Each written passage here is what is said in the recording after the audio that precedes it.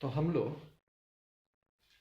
Physical chemistry की शुरुआत किए थे और पहले क्लास में फिजिकल केमिस्ट्री के सिर्फ बेसिक चीज़ के बारे में सीखे थे। आपको याद होगा कि हम लोग थर्मोडायनेमिक्स में बस ये जाने थे कि आखिर में थर्मोडायनेमिक्स का क्या रिलेशनशिप होता है, मैथ वाले बच्चे को क्या तकलीफ होती है, बायो वाले बच्चों को क्या तकलीफ होती है।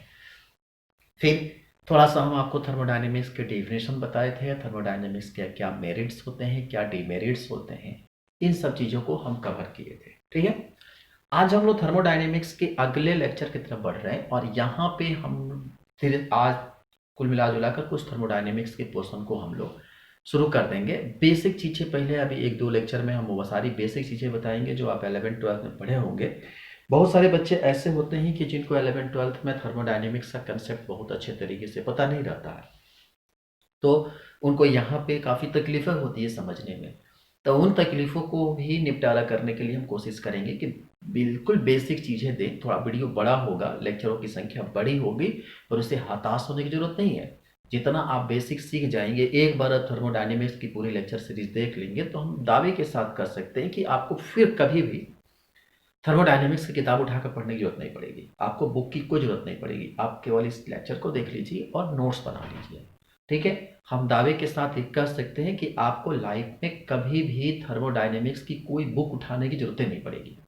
आप एग्जामिनेशन हॉल में भी अच्छा परफॉर्म करेंगे। अगर आप एमएससी करते हैं थर्मोडायनेमिक केमिस्ट्री से, तो वहाँ पर भी ये लेक्चर बहुत काम की चीज़ होगी। ठीक है, इसलिए जहाँ मैथमेटिक्स कैलकुलेशन भी आएगा तो वहाँ हम कैलकुलेशन को सिर्फ उतना ही बताएंगे जितना हमारे बायो वाले बच्चे भी उसको याद कर जाए। ठीक है, हम कैलकुलेशन को भी बहुत ब्रॉड नहीं करेंगे, डिफरेंशिएशन इंटीग्रेशन के इक्वेशन को बहुत ज़्यादा डिफरेंशिएट या इंटीग्रेट नहीं करेंगे। हम पूरा मैथमेटिक्स अपना नहीं झोंक देंगे इसमें। ठीक है, हम बस सिर्फ शॉर्ट तरीके बताएंगे, कोशिश करेंगे कि हमें काम भर का प्रोडक्ट मिल जाए। ठीक है, चलिए आज हम लोग शुरुआत करते हैं।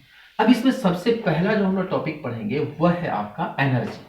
हमने पहले भी कहा था कि जितने भी हमारे पास सिस्टमेटिक तरीका होता है, कोई भी हमारे पास जो सिस्टम काम करता है, वो जनरली क्या होता है कि वह किसी न किसी पर बेस्ड होता है। ठीक है, तो हम लोग सबसे पहले आज हम लोग टॉपिक की बात करेंगे, वह होगा आपका एनर्जी। ठीक है, अगर हम एनर्जी बात, एनर्जी का मतलब ही क्या होता है? ऊर्जा। ऊर्जा एक ऐसा शब्द आता ही है कि जहां से किसी भी काम करने को एक प्रोत्साहन मिलता है। ठीक है, या तो हम उस किसी भी काम करने के लिए, कोई भी काम हमें अगर करना है तो जाहिर सी बात है कि ये एनर्जी जो ऊर्जा की जरूरत होती है। ठीक है, आपको बता दें कि दुनिया का कोई ऐसा काम नहीं है जिसको करने के लिए एनर्जी की जरूरत नहीं पड़ती है। दुनिया का कोई ऐसा काम नहीं है।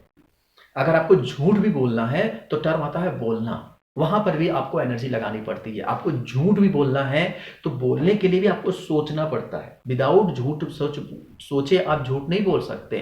उस सोचने के लिए भी हमारे ब्रेन को एनर्जी की आवश्यकता होती है, जो एनर्जी जो होती है वो एटीपी के रूप में, एडिनोसिन ट्राइफॉस्फेट के रूप में ब्रेक डाउन होता है। तो दुनिया का कोई भी ऐसी चीज नहीं है जिसको जो आपको विदाउट एनर्जी का मिल जाए, फ्री में मिल जाए। जैसे सांस लेते हैं, सांस लेने के दौरान भी हम जब सांस लेते हैं तो ऐसी स्थिति में हमारी बॉडी में फिर एटीपी का ब्रेकडाउन होता है। क्यों? क्योंकि सांस लेने के दौरान हमारे साथ में नॉस्ट्रिल काम करता है, ट्रैकिया काम करता है, ऑसोफेगस काम, सॉरी, लंग्स काम करता है। तो ये सारे सिस्टम काम करते हैं और इतने काम करने में क्या होता है, इसको वर्क करता है। इसको वर्क कंप्लीट करने के लिए हमें एनर्जी देने की जरूरत पड़ती है। और ये जो एनर्जी होता है ये भी क्या होता है, फिर हम बात बोलेंगे बायोलॉजिकल टर्म में, एटीपी के द्वारा दी जाती है। ठीक है, तो हम चलते हैं, घूमते हैं, फिरते हैं, हर सिस्टम को काम करने के लिए एक जो मूलभूत आवश्यक चीज होती है उसे हम लोग ऊर्जा कहते हैं। ठीक है, अब ये जो ऊर्जा जो होता है, कई तरह की एनर्जी होती है। जैसे में अगर मान लीजिए एक टर्म आता है, हम लोग कहते हैं काइनेटिक एनर्जी। काइनेटिक एनर्जी क्या होती है? काइनेटिक एनर्जी, काइनेटिक एनर्जी की आप बहुत पहले से पढ़ते हुए आ रहे हैं। मान लीजिए कि हमारे पास अगर एक फुटबॉल है, ठीक है, तो फुटबॉल, काइनेटिक का मतलब होता है पार्टिकल्स को एक ऐसी एनर्जी देने के बाद उसमें क्या हो जाए, गति उत्पन्न हो जाए। ठीक है, गति उत्पन्न हो जाए। जैसे फुटबॉल है, अगर फुटबॉल को जब किक मारते हो तो किक मारने के बाद वो एक जनरली प्रोजेक्टाइल मोशन करता है। जनरली कोई भी फुटबॉल जब हम लोग किक मारते हैं तो वो प्रोजेक्टाइल मोशन करता है। प्रोजेक्टाइल मोशन का मतलब क्या होता है कि जब हम यहां से, कोई व्यक्ति अगर है, ठीक है, और ये व्यक्ति अगर यहाँ पे क्या करता है कि अगर ये बॉल को किक मारता है तो किक मारेगा तो ये बॉल जो होगा वह जब भी मूव करेगा तो इस तरह से गिरेगा। ठीक है।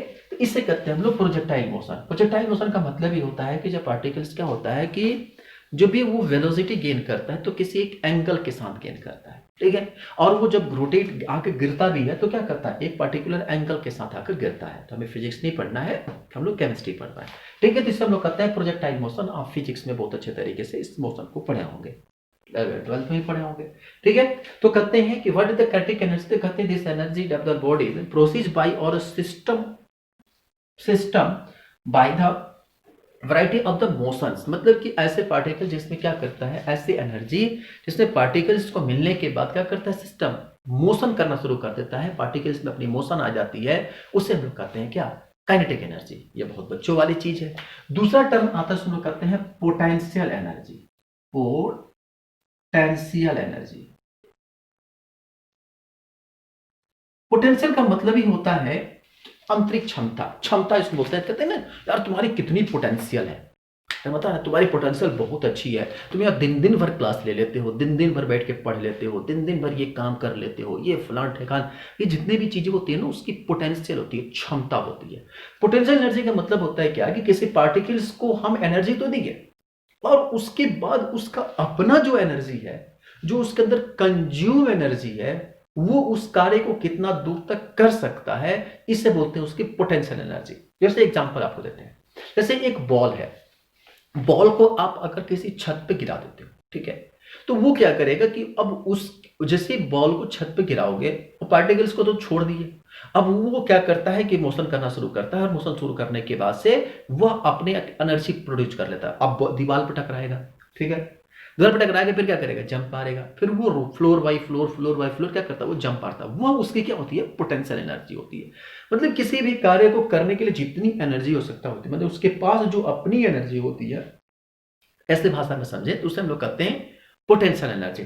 इसके डिफिनेशन में हम लोग कई बार कहते हैं कि proceed the type of the energy, कहते हैं कि this is the energy proceed by the system, proceed by the system by the variety to क्या कहते हैं, to change the position of the particles. कहता है कि ये सिस्टम द्वारा प्रोड्यूस होता है, जो क्या करता है, पार्टिकल्स को अपने यानी कि अपने लोकेशन को क्या करता है, वह चेंज करता है, ठीक है। तो दूसरी, चूंकि हम लोग को बहुत ज्यादा नहीं सीखना है, बस आपको थोड़ा सा बताते चल रहे हैं ताकि आगे ये सारे टर्म आने वाले हैं, ठीक है। तो दूसरा होता है पोटेंशियल एनर्जी। तीसरा जो एनर्जी आता है उसमें कहते हैं न्यूक्लियर एनर्जी। अब देखो ये एनर्जी बड़ी अच्छी है। न्यूक्लियर एनर्जी क्या होता है, अगर आप केमिस्ट्री में सीखे होंगे कि ये एक एटम है, ठीक है, और एटम के चारों तरफ जो होते हैं, मतलब एक न्यूक्लियस है और न्यूक्लियस के चारों तरफ जो होते हैं वह एक ऑर्बिटल के रूप में इलेक्ट्रॉन रोटेट करते हैं, ठीक है।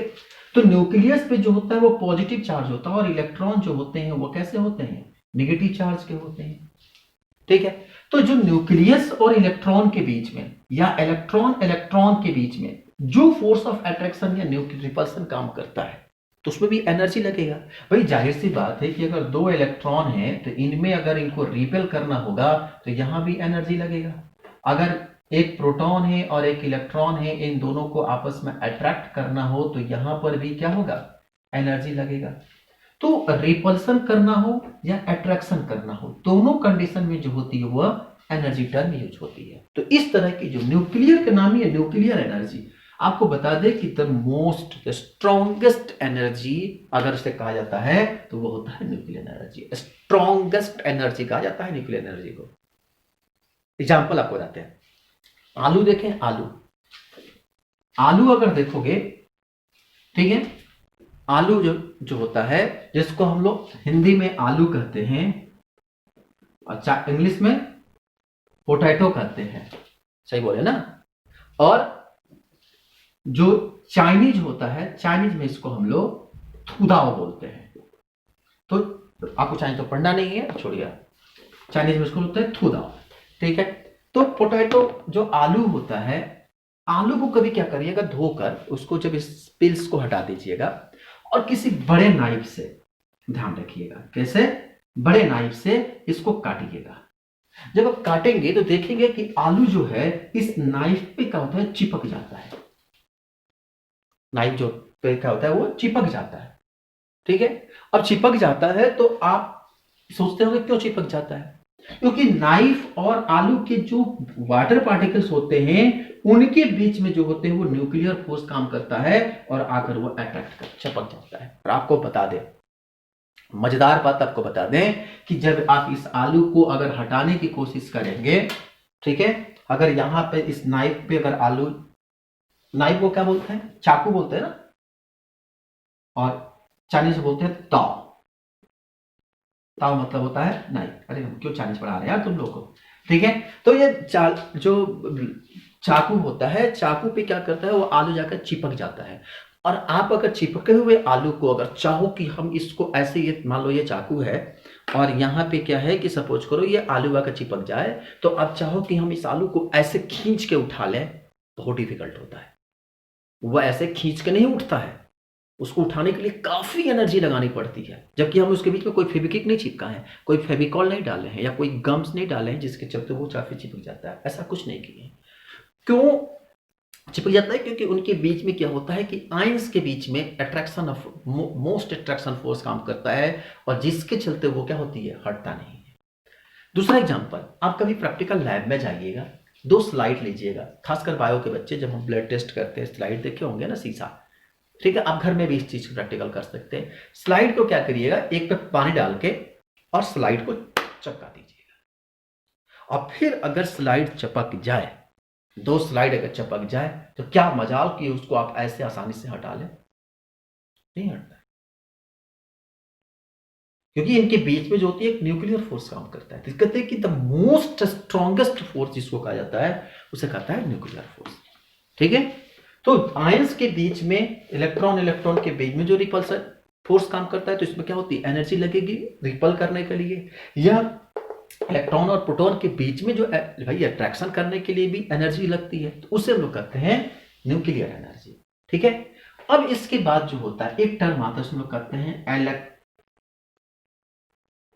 एनर्जी। ये क्या होता है?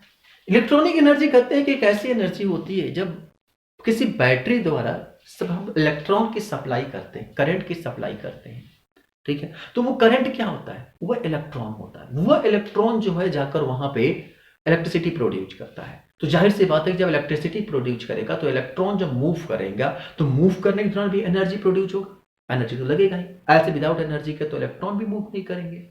तो इस कंडीशन में क्या होता है कि इलेक्ट्रॉन भी अपने जब मोशन करना शुरू करता है, जब गति करना शुरू करता है, तो उसमें से क्या होता है कि एनर्जी प्रोड्यूस होती है। आप कभी देखे होंगे कि जब इसी को फिजिक्स के टर्म में लॉस ऑफ एनर्जी के नाम से भी जाना जाता है, क्योंकि आप इस चीज को कभी गौर से देखे होंगे कि जब वायर जो तार होते हैं, तार में जब अगर करंट फ्लो कराते हैं, तो कुछ समय के बाद जो होता है वो तार जो होता है गर्म हो जाता है। गर्म क्यों हो जाता है? क्यों उसके पास माचिस ले गए थे आप, या मोमबत्ती ले गए थे, या अगरबत्ती दिखा रहे थे उसको? ऐसा तो कुछ नहीं हुआ, फिर भी वो तार गर्म हो गए। क्यों? क्योंकि इलेक्ट्रॉनों के बार बार मोशन करने के चलते क्या होती है, उस तार में गर्मी आ जाती है, ठीक है। तो वो जो एनर्जी होता है उसको हम लोग कहते हैं इलेक्ट्रॉनिक एनर्जी। क्यों? क्योंकि वायर में इलेक्ट्रॉन के मूवमेंट करने के दौरान एनर्जी प्रोड्यूस हुआ, उसे हम लोग कहते हैं इलेक्ट्रॉनिक एनर्जी, ठीक है। इसके बाद आता है, उसको लोग कहते हैं थर्मल एनर्जी।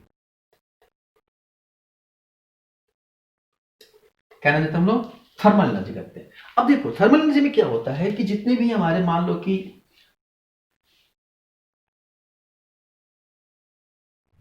अगर आप रेडियो एक्टिव सब्सटेंस को दे दो, या जितने हमारे पास मॉलिक्यूल्स है, मॉलिक्यूल्स क्या होते हैं, जैसे जितने भी, जैसे डायनेमो हो गया, डायनेमो में क्या होता है कि डायनेमो जो चलता है वो क्या है, थर्मल एनर्जी को प्रोड्यूस करता है। या जब हम लोग पानी चलाते हैं, जब किसी भी बड़े टरबाइन जो होता है, टरबाइन से जो वाटर करंट प्रोड्यूस करते हैं, वो क्या होता है, वो थर्मल एनर्जी होता है, ठीक है। कभी कभी क्या होता है कि हम लोग दोनों हाथों का ऐसे आपस में रगड़ते हैं, तो 2 मॉलिक्यूल्स के आपस में अट्रैक्ट हो फोर्स होने के चलते या फ्रिक्शन होने के चलते जो एनर्जी प्रोड्यूस होता है, उसे कहते हैं हम लोग थर्मल एनर्जी, ठीक है।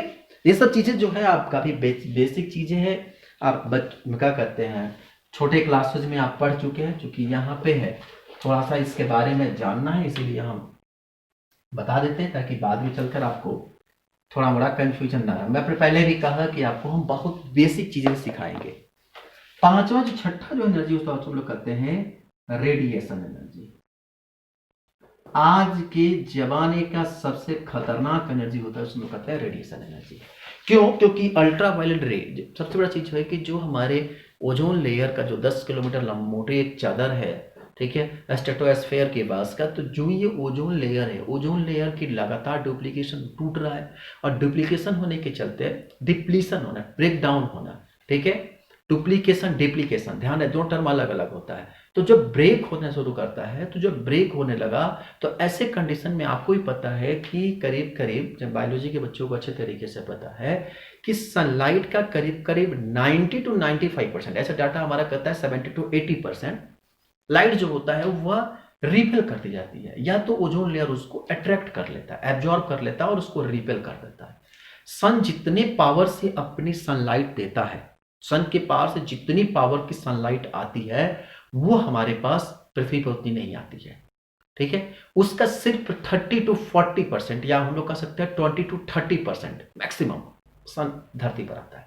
सोचिए, अगर सन का अगर 100% लाइट अगर हमारे सरफेस पे आने लगेगा, तो no any person will be live, क्योंकि उसकी एनर्जी काफी हार्ड होती है, काफी खतरनाक एनर्जी के रूप में काम करता है वो, ठीक है। तो वो तुरंत क्या करता है, बर्निंग सेशन क्रिएट करता है। आप देखे होंगे जब गर्मी के दिनों में जब कड़ाके की धूप होती है, जब आप बाहर निकलते हैं, तो आप जब वापस लौट कर आते हैं तो देखते हैं कि आपके पीठों में क्या होते हैं, छाले टाइप के पड़ जाते हैं, या ब्लैकिश हो जाता है, ठीक है। गैस जो होती है वो क्यों अपने हाथ और मुंह को बांध के चलती है? क्यों? रास्ते में कोई देख ना ले इसलिए नहीं, ड्यू टू प्रोटेक्शन। क्योंकि सनलाइट जो होता है वो हमारे स्किन पे पड़ता है, और लड़कियां खास करके इसमें ज़्यादा पार्टिसिपेट करती हैं, क्योंकि उन लोगों की शरीर थोड़ा सा ज़्यादा तेल क्रीम वाला होता है, इसीलिए उन लोगों की शरीर थोड़ा सा सेंसिटिव होता है, ठीक है। तो वो क्या होता है कि सनलाइट जब पड़ता है तो हमारी बॉडी जो है, स्किन जो होती है, इसमें क्रिटिनिन पाई जाती है, और इसमें मेलानिन नामक एक पिगमेंट होता है, ठीक है। जैसे सनलाइट पड़ता है, मेलानिन का एक्टिविटी क्या होता है, बढ़ जाता है। सनलाइट पड़ने से मेलानिन की एक्टिविटी बढ़ जाता है, और जैसे ही मेलानिन की एक्टिविटी बढ़ता है, तो ऐसे कंडीशन में क्या होता है कि पसीना आना शुरू होता है, और त्वचा की कलर जो होती है वह डार्क होना शुरू हो जाती है। तो मेलानिन का वजह से जो होती है वह शरीर का कलर डार्क होना, या वाइट कलर होना, या जो भी कलर मिलता है आपको, तो वजह क्या होती है उसके, मेलानिन, ठीक है। यही वजह होता है कि जितने भी काले लोग होते हैं, ब्लैकिश जितने लोग होते हैं, they have lots of tear, उनके पसीने काफी ज्यादा होते हैं, ठीक है। अब ऐसा नहीं है कि गोरों को पसीना नहीं होता है, पर उनके अंदर कम होता है, ठीक है। तो उसके बाद रेडिएशन एनर्जी हो, रेडिएशन एनर्जी का मतलब ही होता है कि एनर्जी जहां पे क्या होता है, अल्ट्रावायलेट रेडिएशन होता है, एक्सरे रेडिएशन प्रोड्यूस होता है, इसे कहते हैं हम लोग क्या, रेडिएशन एनर्जी। और लास्ट एनर्जी जो हमारे पास मिलता है, सातवां एनर्जी, उसका नाम है केमिकल एनर्जी। ये हमारे काम का एनर्जी है। अभी इनको तो ज्यादा हम लोग को नहीं पढ़ना है, पर ये लास्ट का एनर्जी जो है, ये केमिकल एनर्जी, इसको हम पहले भी क्लास में आपको पहले लेक्चर में बता चुके हैं। केमिकल एनर्जी क्या होता है कि ऐसे एनर्जी जो किसी भी केमिकल सब्सटेंस की एक्टिविटी के दौरान प्रोड्यूस होता है, ठीक है, उसे हम लोग कहते हैं केमिकल एनर्जी। जैसे में कोई रिएक्शन अगर कराते हैं, तो रिएक्शन दो तरह का होता है। एक रिएक्शन तो हम लोग कहते हैं एंडोथर्मिक, और एक होता है जो उसको कहते हैं हम लोग एक्सोथर्मिक। एंडोथर्मिक रिएक्शन वो रिएक्शन होते हैं, जब आगे हम पढ़ाएंगे, थर्मोडायनेमिक्स का ही पोर्शन है ये सब चीजें, कि एंडोथर्मिक रिएक्शन वो रिएक्शन होता है जिसको कंप्लीट कराने के लिए हमें बाहर से एनर्जी देनी पड़ती है, ठीक है। जब तक एनर्जी नहीं देंगे तब तक हमें वो सिस्टम काम नहीं करेगा। बेस्ट एग्जांपल आपको समझते हैं, अपने जीवन में जनरल लाइफ से बात करें, ठीक है। तो जब बच्चा बर्थ से लेकर, ठीक है, और 18 से 20 साल तक नॉर्मल व्यक्ति, अगर घर पर परिवार संपन्न परिवार हो तो उसकी बात कर रहे हैं, इस एज तक बच्चों को पैसा दी जाती है। यहां पर मनी जो होती है वह इन्वेस्ट की जाती है। जैसे हम ही को ले लो, हमने भी इस दौरान हमारे मनी भी इन्वेस्ट किया गया, फिर उसके बाद हमने अर्न भी किया, अर्न करने के बाद फिर हमारे अंदर हमारे पर भी अभी इन्वेस्ट हो रहा है, करीब 28-30 लाख रुपए की इन्वेस्टमेंट होगी, तब हम एक डॉक्टर बन के आएंगे, डॉक्टर बनेंगे, डॉक्टर बनने के बाद फिर हम मार्केट में आएंगे, तो फिर हम अर्न करना शुरू करेंगे। तो ऐसी स्थिति में मनी की इन्वेस्टमेंट हो रही है, तो ये सिस्टम है आपका एंडोथर्मिक, कह सकते हैं। क्यों? क्योंकि अगर कोई सिस्टम है ए, अगर उस रिएक्शन को कराने के बाद अगर बी प्रोडक्ट लेना है, तो वहां अगर हमें एनर्जी देते हैं तो ये कहलाता है इंडोथर्मिक सिस्टम। किंतु लेकिन परंतु जब हम डॉक्टर बन जाएंगे उसके बाद हम क्या करेंगे, अब मनी इन्वेस्टमेंट नहीं, मनी हमें प्रोडक्ट के रूप में मिलना शुरू करेगा। यानी कि ए अगर कोई सिस्टम है, अगर बी प्रोडक्ट देता है तो उसके साथ में अगर एनर्जी भी मिलता है तो इसको कहते हैं हम लोग एक्जोथर्मिक सिस्टम। ठीक है, तो सिस्टम को रिएक्शन को कंप्लीट कराने के लिए अगर एनर्जी की देने की जरूरत पड़ती है तो उससे हम लोग कहते हैं रिएक्शन को कराने के लिए कि अगर एनर्जी देनी पड़ती है तो उसे कहते हैं हम लोग एंडोथर्मिक, और रिएक्शन के बाद अगर हमें प्रोडक्ट में एनर्जी मिलता है तो उसे हम लोग कहते हैं एक्जोथर्मिक। ठीक है, तो एंडोथर्मिक और एक्जोथर्मिक, जैसे में कैल्शियम कार्बोनेट CaCO3 है, अगर जब ये उससे वाटर मिलाते हैं तो CO2 और H2, जैसे ही पानी से मिलाते हैं तो CO2 और जैसे इसे पानी में डालते हैं तो यहां से ये बनता है कैल्शियम ऑक्साइड और CO2। ठीक है, और ये CO2 के साथ में इसमें बहुत अधिक मात्रा में एनर्जी निकलता है, तो ये एनर्जी, ये रिएक्शन होता है, हम लोग कहते हैं एक्जोथर्मिक। ठीक है, तो कहा इस तरह के बहुत सारे ऐसे रिएक्शन हैं जिनको कराने के लिए हमें एनर्जी देनी पड़ती है, और जिस रिएक्शन को कराने के लिए हमें एनर्जी देनी पड़ती है उसे कहते हैं हम लोग इंडोथर्मिक, और जो एनर्जी हमें प्रोड्यूस करते हैं उसे कहते हैं हम लोग एक्जोथर्मिक। ठीक है, देखो बेटा, ये है आपका बेसिक क्लासिफिकेशन ऑफ एनर्जी। अब यहां से हम लोग सीखना शुरू चल रहे हैं जिसका नाम है केमिकल थर्मोडायनेमिक्स। अब हम एंट्री कर रहे हैं थर्मोडायनेमिक्स के तरफ। ठीक है, ये सारे बेसिक कंसेप्ट हो गए। अब यहां से हम लोग शुरू करने जा रहे हैं जिसका नाम होगा सबसे पहला केमिकल थर्मोडायनेमिक्स। Chemical thermodynamics. ठीक है, अब ये केमिकल थर्मोडायनेमिक्स होता क्या है? कहते हैं कि देखो, जिसमें अगर कोई भी हमारे पास अगर कोई टर्म, जनरली हमारे पास केमिकल थर्मोडायनेमिक्स में कहते हैं कि जिसमें केमिकल सब्सटेंसेस की परिवर्तन, chemical change and chemical substance, the branch of thermodynamics in which deal a study about of chemical changes and chemical substance is called chemical thermodynamics। ठीक है, ध्यान रखेंगे। द ब्रांच ऑफ, अगर डिफिनेशन लिखना है तो लिख सकते हो द ब्रांच ऑफ थर्मोडायनेमिक्स, या हाँ लिख सकते हो the branch of thermodynamics in which deal a study about of chemical changes and chemical substance is called chemical thermodynamics। इसमें केमिकल चेंज और केमिकल सब्सटेंस के बारे में से बात की जाती है, उसे क्या बोलते हैं हम लोग? Chemical thermodynamics. ठीक, अब देखो, जो भी केमिकल थर्मोडायनेमिक्स हम लोग पढ़ते हैं इसमें हम लोग तीन टर्म पढ़ते हैं। एक टर्म होता है, हम लोग कहते हैं सिस्टम। अब बेटा एकदम ध्यान से सोचना, ठीक है, क्योंकि अब हम थर्मोडायनेमिक्स में एंट्री कर रहे हैं, आपको बार बार बोल रहे हैं, पूरी कंसंट्रेशन के साथ समझिएगा। थर्मोडायनेमिक्स की एकदम बेसिक कंसेप्ट हम सिखा रहे हैं। सबसे पहली बात होती है उसको हम लोग कहते हैं सिस्टम। ठीक है, दूसरी जो बात होती है उसको हम लोग कहते हैं बाउंड्री। क्या बोलते हैं हम लोग? बाउंड्री। और तीसरा जो टर्म होता है उसको हम लोग कहते हैं सराउंडिंग।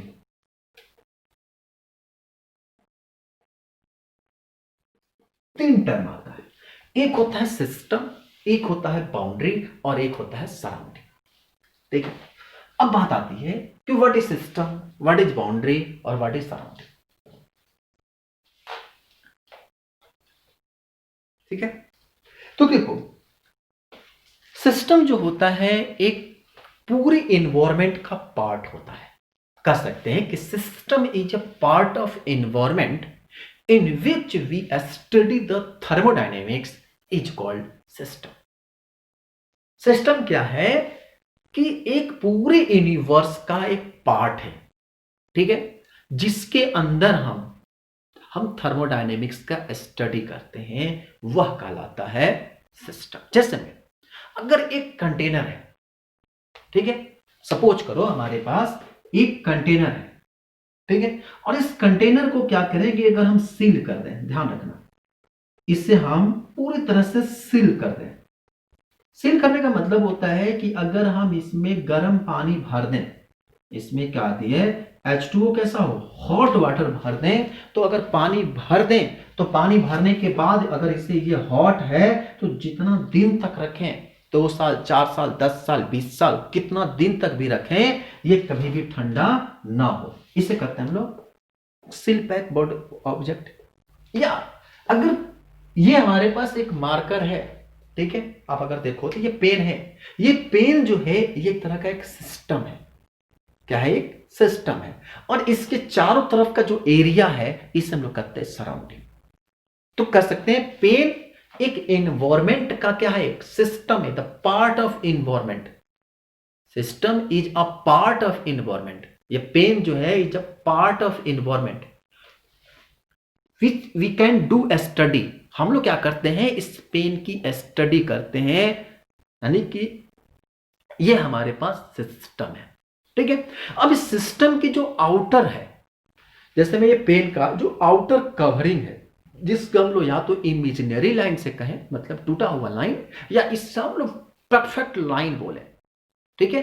तो जो आउटर लाइन होता है, जैसे में एक एग्जांपल आपको हम देते हैं, जैसे मान लीजिए हमारे पास एक थर्मस है, ठीक है, ये थर्मस में क्या है कि पूरी की पूरी अगर, तो ये थर्मस जो है ये हमारे लिए एक सिस्टम के रूप में काम करेगा, ठीक है। और सिस्टम के ये थर्मस के आउटर जो कवरिंग है, ये इसे एक इमेजिनरी लाइन मान ले, तो इसे हम लोग कहते हैं बाउंड्री, क्योंकि अब इसकी जो कि सिस्टम का आउटर लेयर यही है, इसके बाहर के, अब ये तो इसको बाउंड्री कह नहीं सकते हैं, ये जो आउटर लाइन होता है इससे हम लोग कहते हैं बाउंड्री। और ये जिस जिस इन्वायरमेंट में रखा गया है, इस जिस इन्वायरमेंट में ये थर्मस रखा गया है, इसे हम लोग कहते हैं सराउंडिंग। मतलब सिस्टम, बाउंड्री और सराउंडिंग क्या होता है कि system is the part of environment in which we do a study is called study of क्या, थर्मोडायनेमिक्स, जिसमें हम लोग बात करेंगे, ध्यान रखेंगे, यही अंतर होता है फिजिक्स और केमिस्ट्री। फिजिक्स के में हम लोग पूरे सिस्टम को स्टडी करते हैं, मतलब आसपास के एनवायरनमेंट को भी हम लोग इंक्लूड कर लेते हैं, पर हमारी केमिस्ट्री में कहता है कि हम सिर्फ और सिर्फ सिस्टम का स्टडी करेंगे, उसके बाहर क्या हो रहा है, बाहर की दुनिया में क्या चल रहा है, हमें उसे कोई मतलब नहीं है, हमें सिर्फ ये देखना है कि वो सिस्टम कैसा है, उस सिस्टम में परिवर्तन क्या क्या हो रहे हैं, उस सिस्टम में अगर कोई लॉस्ट है तो कितना लॉस्ट है, अगर गेन हो रहा है तो कितना है, हिट कितना गया, हिट कितना आया। हम सिर्फ और सिर्फ पूरी फोकस जो है हमें सिस्टम पे करना है। मतलब बात वही हो गई कि अगर मछली का आंख है, अगर क्या कहते हैं, अगर अर्जुन को मछली के बाएं आंख में तीर मारना है तो हमें सिर्फ और सिर्फ मछली के बाएं आंख को देखना है, हमें सिर्फ आंख देखना है, मतलब हमारे पास वहां पे बाकी पूरी बॉडी जो है, अगर जिसकी स्टडी हमें करना है, ध्यान रखेंगे, जिसकी हमें स्टडी करना है वो हमारे लिए एक सिस्टम है। अगर मछली के आंख के बारे में स्टडी करना है तो मछली के आंख जो है वह हमारा अर्जुन के लिए क्या था, एक सिस्टम था, और बाकी बॉडी जो थी वह एक एनवायरनमेंट थी। तो जिस पार्टिकल के लिए जिसको हमें स्टडी करना है वह हमारा एक सिस्टम होता है, उस स्टडी वाले पार्ट के आउटर जोन को हम बाउंड्री कहते हैं, और उसके एक्सेप्ट बाकी जितना एरिया होता है उसे हम लोग सराउंडिंग कहते हैं। आई होप आपको समझ में आ गया होगा, ठीक है। तो सीधी सी बात है कि अगर हमारे पास एक थर्मोडायनेमिक सिस्टम है तो ये एक ऑब्जेक्ट है, इसके बाहरी एरिया, अब ये हमारे क्या है, सिस्टम है, ठीक है। ये इसकी जो इमेजिनरी लाइन होती है इसको हम लोग क्या बोलते हैं, हम लोग बाउंड्री कहते हैं, और ये जो एरिया जो होता है उसको हम लोग कहते हैं सराउंडिंग, ठीक है। तो सराउंडिंग, सिस्टम और बाउंड्री आप चाहो तो लिख सकते हो। A system is the dead part of the universe, a system is dead part of universe which is under thermodynamics study, which is under thermodynamic study, and the rest of the universe, the rest of the universe is called surrounding, is called surrounding. नीचे लिखिए, the system and surrounding are, the system and surrounding are separated by separated from each other by boundary by boundary which may be real or imaginary, may be real or imaginary.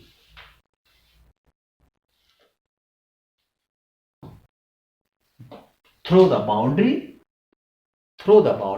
energy may be exchange between system and surrounding,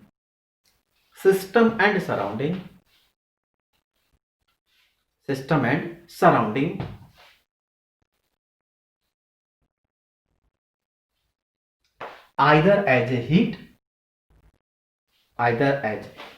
or as some other form of work.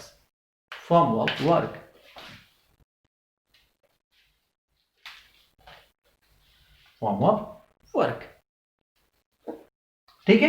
अब देखो, जब इतना हम लोग सीख लिए तो हमारे पास एक टर्म आता है, हम लोग कहते हैं होमोजाइगस सिस्टम, और एक होमोजाइगस और हेट्रोजाइगस जो है वह बायोलॉजिकल टर्म है। हम होमोजाइगस और हेट्रोजाइगस यहाँ पर नहीं कर सकते। वो बायो के बच्चे जानते हैं कि जब ऑफस्प्रिंग जो होता है वो सिमिलर कैटेगरी का होता है तो हम लोग होमोजाइगस कहते हैं, और डिफरेंट अलग अलग कैटेगरी को हम लोग क्रॉस करते हैं तो हम लोग कहते हैं हेट्रोजाइगस।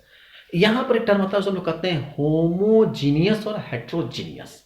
ठीक है, फिर डालो homogeneous and heterogeneous system, homogeneous and heterogeneous system, homogeneous and heterogeneous system. लेकिन a homogeneous system is one in which property are uniform throughout,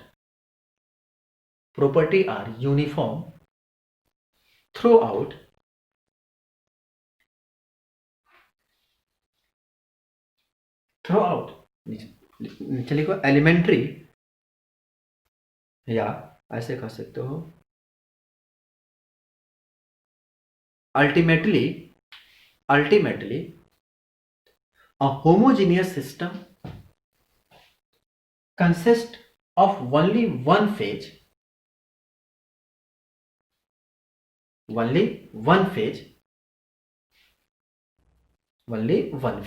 चलिए को if the property are not uniform throughout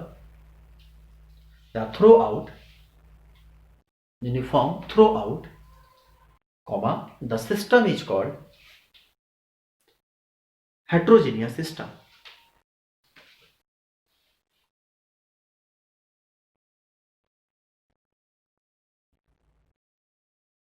देखिए, a heterogeneous system involve two or more phases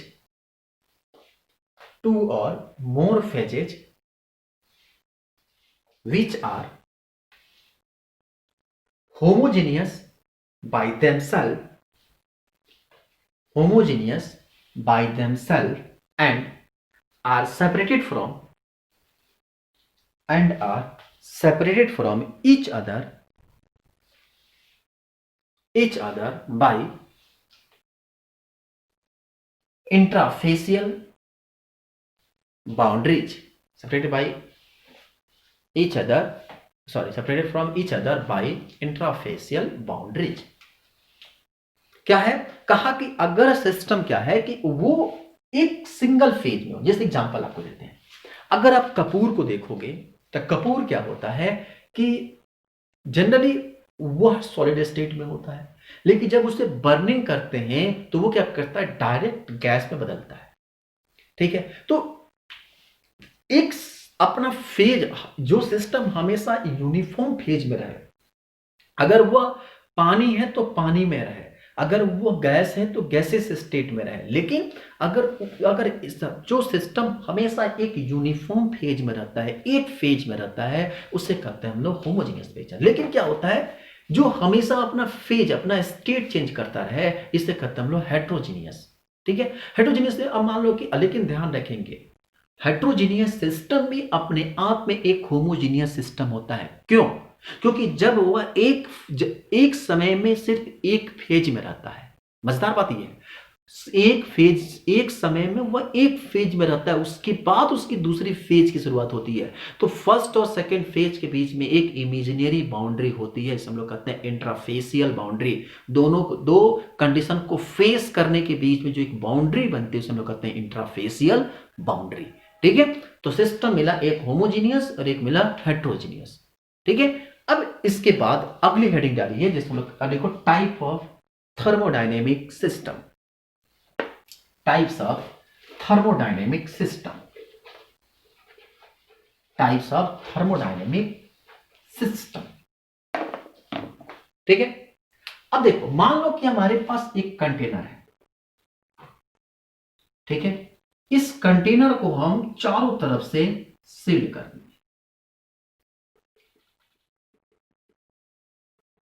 चारों तरफ से क्या करती है हम भर अच्छे तरीके से हम लोग इसको सील कर देंगे। और सील करने के बाद इसमें क्या किए, हम ऑब्जेक्ट को डाल दिए।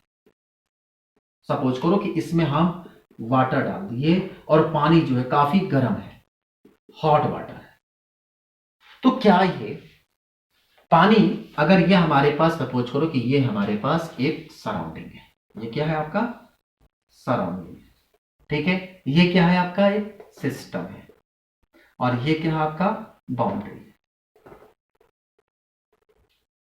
ठीक है, तो जरा बताना क्या इस सब्जेक्ट ऑब्जेक्ट को, नॉट सब्जेक्ट, इस ऑब्जेक्ट में ये जो हमारे पास पानी है, क्या इसमें से पानी ये बाहर निकल के आएगा?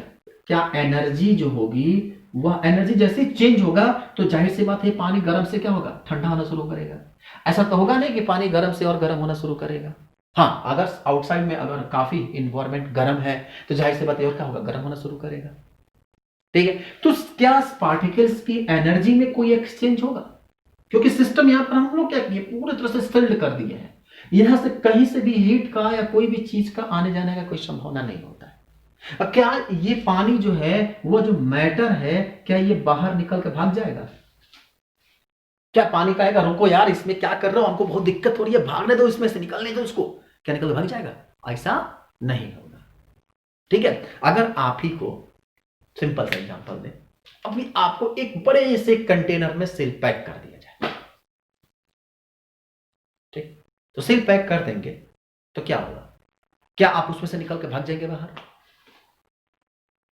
क्या आपको, आप में से जो आप मतलब ऐसे सिस्टम बन किया गया है कि आप अगर कस के चिल्लाते भी हो तो आपकी एनर्जी ऊर्जा मतलब कि आपकी आवाज बाहर नहीं आएगी। तो ना तो आपकी एनर्जी फॉर्म बाहर निकला, ना तो आपके परिवर्तन। आपका ऐसा तो होगा नहीं कि आप उसमें अगर सॉलिड स्टेट में हैं तो आप कुछ देर के बाद गैस में बन के भूख से निकल गए बाहर, ऐसा तो आमतौर पर नहीं होता है।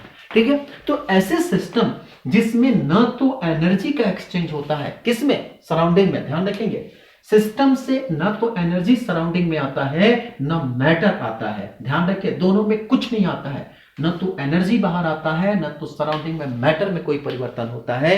तो ऐसे सिस्टम को हम लोग कहते हैं आइसोलेटेड सिस्टम। ध्यान रखना, अभी आगे अलग चीज है, आइसोथर्मल एडियाबैटिक अलग चीज है। आइसोलेटेड सिस्टम किसे कहते हैं? आइसोलेटेड सिस्टम में क्या होता है कि जिसमें न तो एनर्जी का एक्सचेंज होता है और ना ही क्या चीज होता है, मैटर में कोई परिवर्तन होता है। चेंज हम लोग, अब देखो यहां पे एक टर्म आने लगा, डी जो होता है ना हम लोग कहते हैं डिफरेंशियल, जो डिफरेंस होता है मतलब परिवर्तन, और परिवर्तन को हम जहां शब्द डी स्मॉल डी यूज करते हैं उस हम लोग कहते हैं इंस्टेंटेनियस। इंस्टेंटेनियस मतलब सूक्ष्म परिवर्तन। ध्यान रखना, ये मैथमेटिक्स का बड़ा अच्छा इक्वेशन हम लोग पढ़ते हैं ना, D X upon D T, D X upon D T या D V upon D T या D A upon D T, ये जितने भी टर्म होता है ना, ये जहां डी टर्म आता है ना, ये कहते हैं कि पार्टिकल्स की पोजीशन में, ध्यान रखेंगे, छोटे समय में, एक अल्प समय में, घड़ी की सुई की जो सेकंड है उससे भी कम सेकंड में, एक अल्प सेकंड में पार्टिकल की जो पोजीशन में परिवर्तन होता है उसे कहते हैं हम लोग D X upon D T, जिसमें लोग कहते हैं सूक्ष्म परिवर्तन। ठीक है, उससे हम लोग कहते हैं क्या, तात्क्षणिक परिवर्तन। हिंदी में बड़े शब्द, इंस्टेंटेनियस परिवर्तन, चेंजिंग जो होती है। ठीक है, हम लोग पढ़ते हैं इंस्टेंटेनियस वेलोसिटी, इंस्टेंटेनियस स्पीड। तो इंस्टेंटेनियस स्पीड जो शब्द आता है ना, सूक्ष्म गति, वही है आपका dx अपॉन dt। जो पार्टिकल्स की पोजीशन में एक निम्न समय में जो परिवर्तन होता है वह कहलाता है उसका इंस्टेंटेनियस स्पीड। और पार्टिकल्स की वेलोसिटी में अगर ध्यान रखेंगे, पार्टिकल्स की वेलोसिटी में अगर एक छोटी सी परिवर्तन होती है, ठीक है, या आप इसको dx अपॉन dt को लोग आगे चलकर वेलोसिटी भी नाम देते हैं, इनिशियल वेलोसिटी कहते हैं, इंस्टेंटेनियस वेलोसिटी भी कहा जाता है, ठीक है। अगर पार्टिकल कांस्टेंट स्पीड में जाता परिवर्तन हो रहा है तो वेलोसिटी स्पीड होता है, तो इसको लोग वेलोसिटी भी पढ़ते हैं, स्पीड वो फिजिक्स वाले बहुत अच्छे तरीके से समझाएंगे, ठीक है। तो पार्टिकल्स की अगर वेलोसिटी में अगर मिनिमम परिवर्तन होता है, न्यूनतम परिवर्तन होता है एक छोटे समय अंतराल में, तो उसे हम लोग कहते हैं इंस्टेंटेनियस एक्सेलरेशन, जिसे हम लोग कहते हैं सूक्ष्म त्वरण या तात्क्षणिक त्वरण, हिंदी में पढ़ते हैं इसको, ठीक है। तो इसी तरह से कहा कि पार्टिकल्स में जो डीएम है, चेंज इन मैटर, ध्यान रखें, M DM not for district magistrate, ठीक है, या नॉट फॉर दादी मां, ठीक है। तो डीएम, जो डीएम का मतलब होता है कि इंस्टेंटेनियस चेंज इन मैटर, या तो मैटर में ना तो कोई परिवर्तन, ध्यान है, चेंज जो है वो किसके बराबर हो, जीरो के बराबर, ठीक है। और चेंज इन एनर्जी जो है वो भी किसके बराबर हो, जीरो के बराबर हो, तो उसे हम लोग कहते हैं इंस्टेंटेनियस आइसोलेटेड सिस्टम। तो लिख लो definition, if a system can neither exchange matter nor energy on the nature of the boundary, sorry, can change energy with the surrounding, ऐसा देखो, with the surrounding, if the system can neither change the matter nor energy with the surrounding is called isolated system,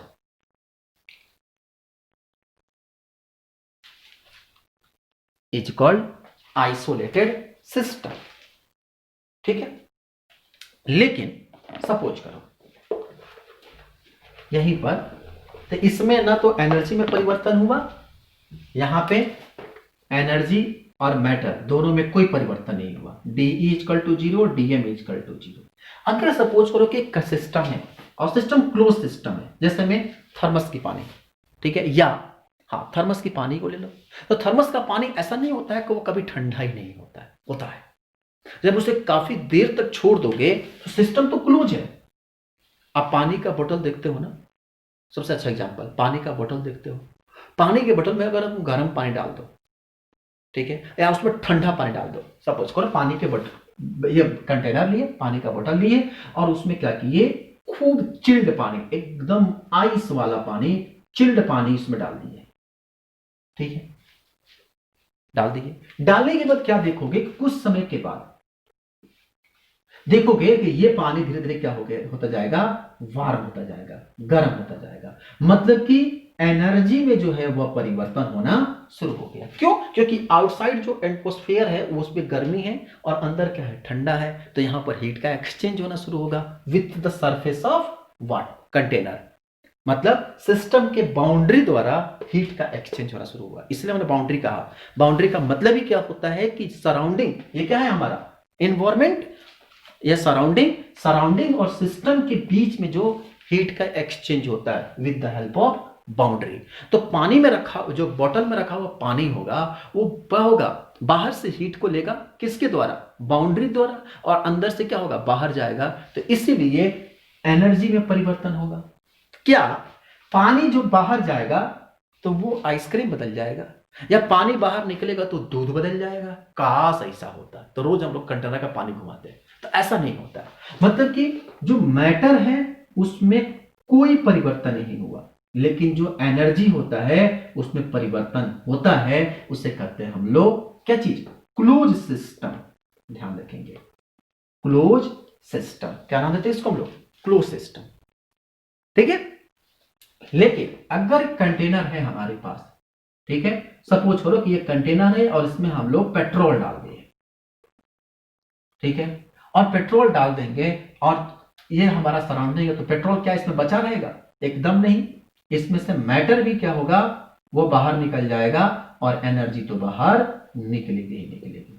तो इसे कहते हैं हम लोग open system. तो कहा जिसमें एनर्जी और मैटर में कोई परिवर्तन नहीं होता है उसे कहते हैं हम लोग आइसोलेटेड सिस्टम। जिसमें एनर्जी में परिवर्तन होता है किंतु लेकिन परंतु मैटर में कोई परिवर्तन नहीं होता उसे हम लोग कहते हैं क्लोज सिस्टम। और जिसमें एनर्जी के साथ साथ मैटर में परिवर्तन होता है उसे हम लोग कहते हैं ओपन सिस्टम। ठीक है, तो आप डेफिनेशन चाहे तो लिख सकते हो, लिख लो।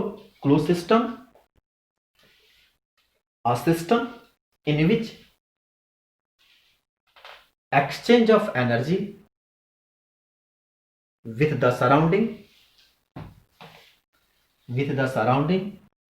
is possible, but no matter is allowed to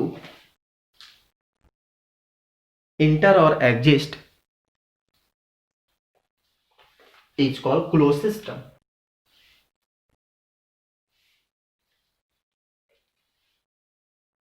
ठीक है, और नेक्स्ट लिख लो open system. In such system, the boundary is neither sealed, neither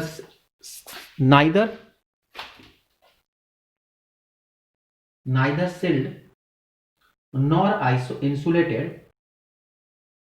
Therefore, a system in which exchange of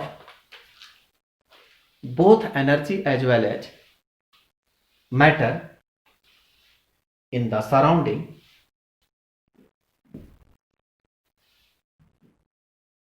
is called open system। ठीक है, तो I hope आपको basic concept आपको यहां तक समझ में आ गया। ठीक है, अब आगे जब हम लोग पढ़ेंगे तो वहां हम लोग पढ़ेंगे ये जो बाउंड्री होते हैं ना, ये कई तरह के बाउंड्री होते हैं। ठीक है, जो सिस्टम के बाउंड्री होते हैं, मतलब डाइहाइड्रिक किसे कहते हैं, एडियाबैटिक किसे कहते हैं, परमेएबल किसे कहते हैं, आइसोथर्मल इम्परमिएबल किसे कहते हैं, और रिजिड वॉल किसे कहते हैं। ठीक है, हम जो अगले क्लास में सीखेंगे फिर हम उस टॉपिक पर आएंगे और फिर हम सीखेंगे मैक्रोस्कोपिक सिस्टम, क्योंकि थर्मोडायनेमिक्स माइक्रोस्कोपिक नहीं होता है, थर्मोडायनेमिक्स एक मैक्रोस्कोपिक होता है। ये थर्मोडायनेमिक्स का अपना एक एडवांटेज भी है, मतलब ड्रॉबैक भी है। ठीक है, क्योंकि इलेक्ट्रॉन प्रोटॉन जो होते हैं वो माइक्रोस्कोपिक होते हैं, लेकिन यहां पर इलेक्ट्रॉन प्रोटॉन की जब स्टडी हम लोग करना शुरू करते हैं तो माइक्रोस्कोपिक नहीं मैक्रोस्कोपिक करते हैं। ठीक है, तो ये थर्मोडायनेमिक्स का एक ड्रॉबैक भी है जो हम पिछले क्लास में लिखवा चुके हैं। तो हम लोग जो अगले क्लास में आएंगे तो वहां से सीखेंगे हम लोग कि पहला सिस्टम सीखेंगे, पहला चीज हम लोग सीखेंगे कि जो सिस्टम है उसके जो बाउंड्री होते हैं वो बाउंड्री भी कई तरह के होते हैं। ठीक है, और फिर उसके बाद हम सीखेंगे कि इसके माइक्रोस्कोपिक स्टडी क्या होता है। फिर वहां हम लोग धीरे धीरे आगे की तरफ बढ़ना शुरू करेंगे। ठीक, कैसा लगा आप जरूर बताइएगा। आज के लिए इतना ही। Thank you so much.